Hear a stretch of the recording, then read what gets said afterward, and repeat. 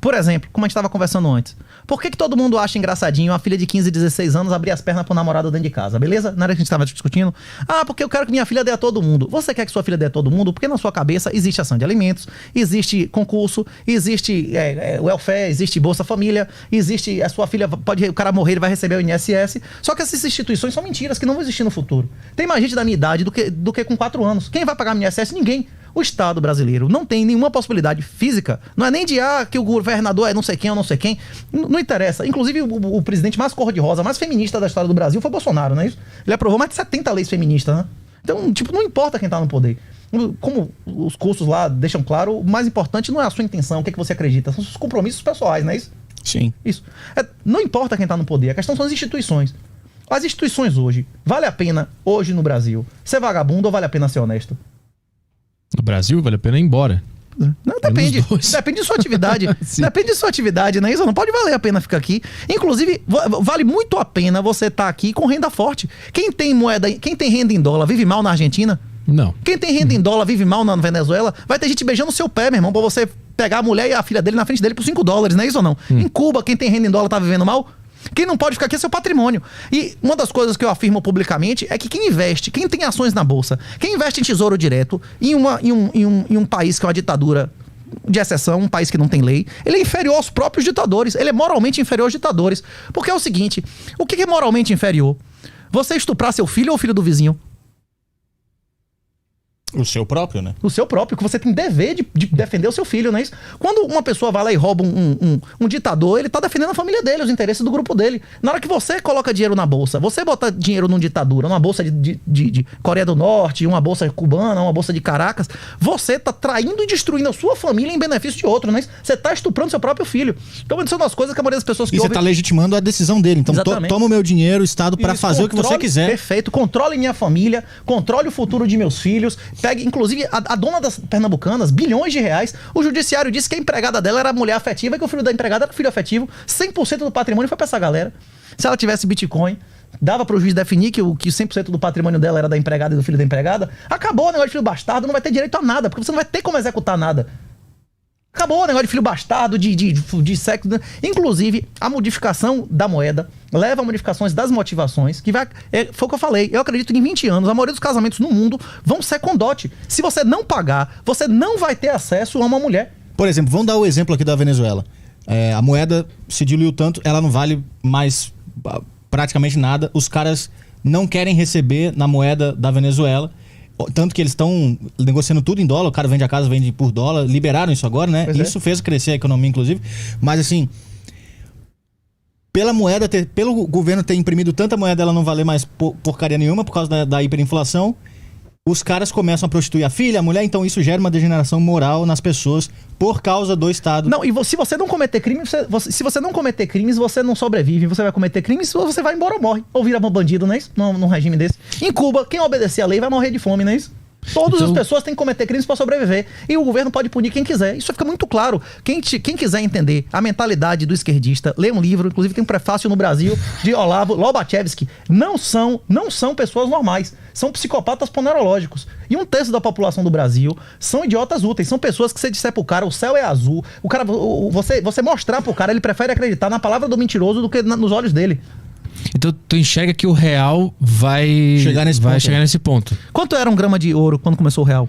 Não sei. Era R$10, agora é mais de 300. O real já colapsou. Por que a gente tá ainda vivendo? Por que tá rolando ainda? Você tá vivendo, agora você tá perdendo 20 a 30% da riqueza que você teria se você não tivesse usando essa merda. Isso. Por ano. Senhoriagem, como eu falei, é a remuneração pelo monopólio da emissão da moeda. A gente fez guerra com Portugal por causa de uma senhoriagem de 20%, que era o quinto, não é isso? O quinto não é 20%? É ou não? Porra, essa é a única conta que advogado sabe fazer, não é isso ou não? Hein?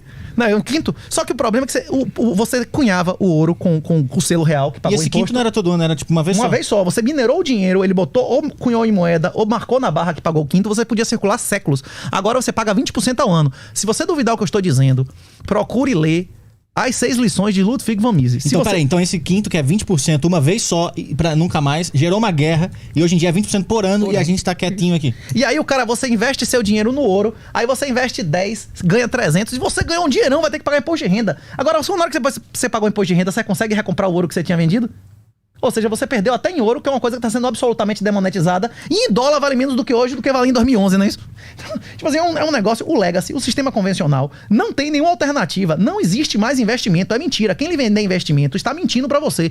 A definição de investimento é um veículo que tem uma expectativa média, um valor presente líquido de ganho. Isso não existe em lugar nenhum no legacy. O Bitcoin, inclusive, não é investimento. O Bitcoin é poupança, é só isso. É um hedge. É só uma segurança que o governo não vai te tomar o que é seu. Exatamente. E ninguém pode lhe diluir. Exatamente. Eu tenho dinheiro na bolsa e em renda fixa. Eu tô sendo jogado para trás pelo Estado. Você reconhece que o Brasil é um estado de exceção ou você acha que é um estado de direito? A aplicação da lei, a regra é a exceção? Ah, não faço ideia. Pois é. Tá sofrendo as pessoas que não, o problema não é você, que você realmente nunca se preocupou com isso. Só que a maioria da população brasileira, que eu ouço pelo menos, que é investidor, reclama que o Brasil não tem lei, que só vale a pena ser vagabundo e tal, e continua investindo nisso aqui. Isso é um comportamento totalmente hipócrita, não é isso? É a síndrome de Estocolmo? Exatamente. A questão é que a maioria das pessoas nem sequer... ele não vê alternativa, não é isso? A maioria das pessoas nunca ouviu falar. Você precisa de ouvir falar umas 10 vezes em Bitcoin pra você ter o estímulo de ler white paper, de pesquisar o que é, não é isso? De entender que, pela primeira vez na história da humanidade, existe uma propriedade absoluta que nenhum juiz toma de você. Existe um ativo que, pela primeira vez na história da humanidade, se você não quiser deixar pra ninguém, você leva com você pro caixão. Nem de todas as outras pessoas da humanidade quiserem te tirar, não tem como tirar de você. É muito difícil a pessoa entender isso. Renato, eu vi você falando num desses programas que você participou que o Bitcoin é como se fosse um buraco negro que suga primeiro as pessoas moralmente e intelectualmente superiores e para depois sugar o resto. Por que isso acontece? Isso quem disse não foi eu. Tem um artigo que é Por que os IUPs não vão aceitar o Bitcoin. E o pessoal fazia uma... O que é os IUPs? É uma expressão americana que seria equivalente aos Faria Limers, que são os caras Sim. Que seriam os caras que se dão bem nesse esquema cantilionário. A gente vive um sistema hoje altamente fascista. O que significa fascismo? É o controle total do Estado e todas as atividades financeiras. Hoje em dia, tem um bilionário que não dependa de favores estatais nesse país ou em qualquer outro país. Eu conheço um, Satoshi Nakamoto, os outros eu não conheço, não é isso? Elon Musk teria a fortuna dele sem empréstimo de dinheiro, sem subsídio? O Jeff Bezos, existiria a empresa dele sem empréstimo do dinheiro? Não, o maior cliente de Jeff Bezos, desde o início, os primeiros 10 anos da empresa dele, foi o governo, não é isso? 100% praticamente do financiamento do cara é juro negativo. Essas empresas todas, Uber nunca teve um dia de lucro. Essas empresas todas, elas só existem em função de governo, não é isso?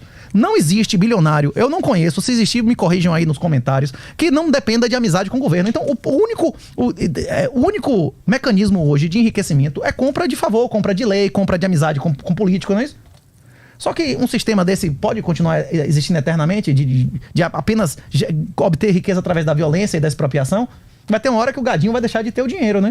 Então, esse sistema está fadado a acabar. Como todos os sistemas que tiveram welfare, 100% das vezes diluíram a moeda, houve diluição de valores, dominação feminina, queda de fecundidade e a gente está vendo que é o colapso societal, não é isso? Só que o Bitcoin traz uma alternativa, como a queda do Império Romano, como a queda de todos os impérios, para que sua família não sofra esse mal, né? Para que você não seja financeiramente destruído. E se você entender essa tecnologia, além de não ser financeiramente destruído, você ainda vai se manter capaz de fazer seu planejamento sucessório, manter uma comunicação incensurável e continuar vivendo a sua vida nesse novo sistema, né? E que o Bitcoin não é uma coisa fácil de entender de primeira. Então, à primeira vista, é mais provável que você deboche dele e você desdenhe dele. Isso aí é golpe, isso aí é uma pirâmide, não sei o quê. Então, você vai... A pessoa que segundo essa tese, que é moralmente e intelectualmente inferior, vai demorar mais a entrar e vai pagar bem mais caro por isso. Esse texto que eu mencionei, porque os IUPs não vão aceitar o Bitcoin, ele fez um levantamento de pessoas que tinham QI acima de 150 e de 160, que eram abertamente opositores ao Bitcoin. Como esse cara da Unicamp, não tem um professor aí que tem um problema mental, ele só pensa em Bitcoin todos os dias, ele fica fazendo carta pra autoridade pra proibir Bitcoin e tal, há 10 anos. O cara podia ter comprado o Bitcoin, o cara podia ter minerado o Bitcoin, tá bilionário, ele tá dizendo que é uma pirâmide há 10 anos. Como é o nome do cara lá da Unicamp? Não sei, não conheço essa história. Ele tem 10 anos que ele dedica a vida dele. Todos os dias ele fica fazendo ofício pra SEC americana, pra SEC brasileira, denunciando, pedindo pra proibir, pra regulamentar, que é pirâmide, que é pirâmide. Se fosse 10 anos fazendo DCA, ele tava bem. Pô, há 7 anos atrás, ele tivesse minerado no computador com o negócio, ele já tava aposentado, não é isso ou não? Por que um cara desse, que é um cara que entende de informática e então, tal... por que um cara tão inteligente também tem opinião contra o Bitcoin? Porque na cabeça dele, ele obteve sucesso obedecendo às ordens do Estado, seguindo as ordens positivistas do Estado. Pra ele, as regras, a lei é válida. A única fonte de felicidade vem daí, então. Exatamente. O Estado, não existe Estado laico. Todos os Estados fazem adoração a alguma coisa. Se você não fizer adoração a Deus, você vai fazer adoração à religião política, não é isso? Se você chegar num quartel, 6 horas da tarde, você vai ver que aquilo é um ritual religioso, não é isso? Ou não? Aquilo é um ritual religioso. A política é também. Se vocês, exatamente. Não, a política partidária é totalmente. Aquilo ali é um negócio de sectarismo absurdo. Se você for ver... Se você Não, o tiver negócio do Xandão lá, o cara das togas, parece uma cerimônia religiosa. Pois é. Rousseau chamava isso de religião civil.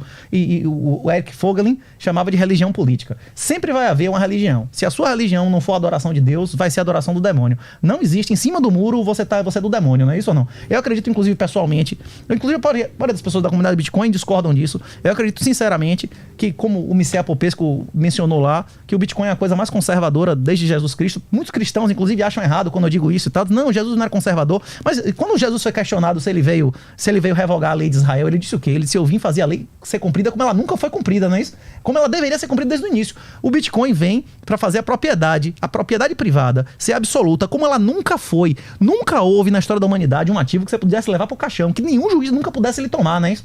O Bitcoin faz isso. Mas